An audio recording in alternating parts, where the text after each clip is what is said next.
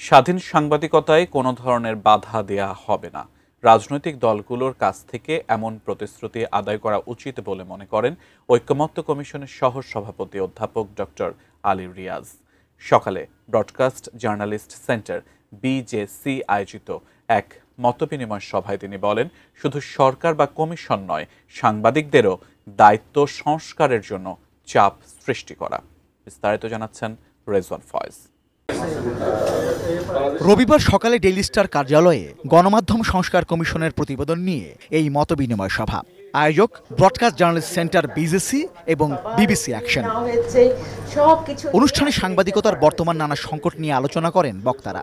বিশেষ করে গণমাধ্যম সংস্কার কমিশনের প্রতিবেদন বাস্তবায়ন না হওয়া নিয়ে হতাশা জানান অনেকে। কর্মক্ষেত্রে যে তাদের নিরাপত্তা বিধানের জন্য আমাদের দাবি ছিল, আমাদের বেতন ভাতা নিয়ে নিরাপত্তা বিধানের দাবি ছিল, কিছুই হয়নি। এই গণমাধ্যম কমিশন যে রিপোর্ট দিয়েছে, যাকে আমি অনেক ভালো রিপোর্ট মনে করি, এইটা বাস্তবায়ন হওয়ার কোনো সুযোগ নেই। আমাদের সাংবাদিকতার মান মর্যাদা, আমাদের রুটি রুজি সব কিছুতে আঘাত করতে চাচ্ছে। টাউট সাংবাদিকতা, ব্ল্যাকমেইল সাংবাদিকতা এবং দালালি সাংবাদিকতা, যেটা আমরা করে আসছি দীর্ঘকাল, এখনো করছি। শক্তিশালী গণমাধ্যম গড়ে তুলতে সংবাদকর্মীদের নিরাপত্তা, আর্থিক নিশ্চয়তা ও সাংবাদিকতার স্বাধীনতার প্রয়োজনীয়তা তুলে ধরেন সিনিয়র সাংবাদিকরা। খুবই ইয়াং সাংবাদিক, খুবই তরুণ, অনেক স্বপ্ন নিয়ে সাংবাদিকতা এসে মাসের পর মাস তারা আদৌ বেতন পাচ্ছে না।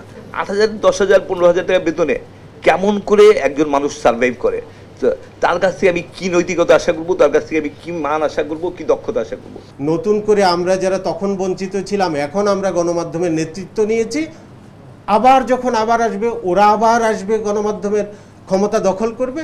আবার এখন যারা ক্ষমতা এনজয় করছেন, তারা আবার ক্ষমতার বাইরে যাবেন। এটাই তো চলতে থাকে। এত বিভক্তি রাজনৈতিক কারণে হোক, সামাজিক অর্থনৈতিক যে কোনো বৈষম্য হোক, মালিকানার ক্ষেত্রে হোক, গণমাধ্যম এতটা বিচ্ছিন্ন একটা প্রতিষ্ঠান। আমি বলি যে এর থেকে হকার সমিতির প্রতিষ্ঠানের সাংগঠনিক ক্যাপাসিটি অনেক বেশি। অনুষ্ঠানে ঐকমত্য কমিশনের সহসভাপতি আলী রিয়াজ বলেন, সংবাদ মাধ্যমের স্বাধীনতার পাশাপাশি বিগত দিনগুলোর সাংবাদিকতা নিয়েও আত্মবিশ্লেষণ করতে হবে। যদি রাজনৈতিক দলগুলো আপনাদের সামনে এসেও অঙ্গীকার করতে পারে যে রাষ্ট্রীয় প্রতিষ্ঠান যা জনগণের অর্থে পরিচালিত হয়, যার প্রধান লক্ষ্য বা কোনো অবস্থাতেই যার গভীর রাত্রে আপনাকে ফোন করার কথা না, তারা এই রকম ফোন করবে না, এই ব্যবস্থায় এই অঙ্গীকার রাজনীতিবিদরা দিক। Rezwan Foyez, ATN news, Dhaka.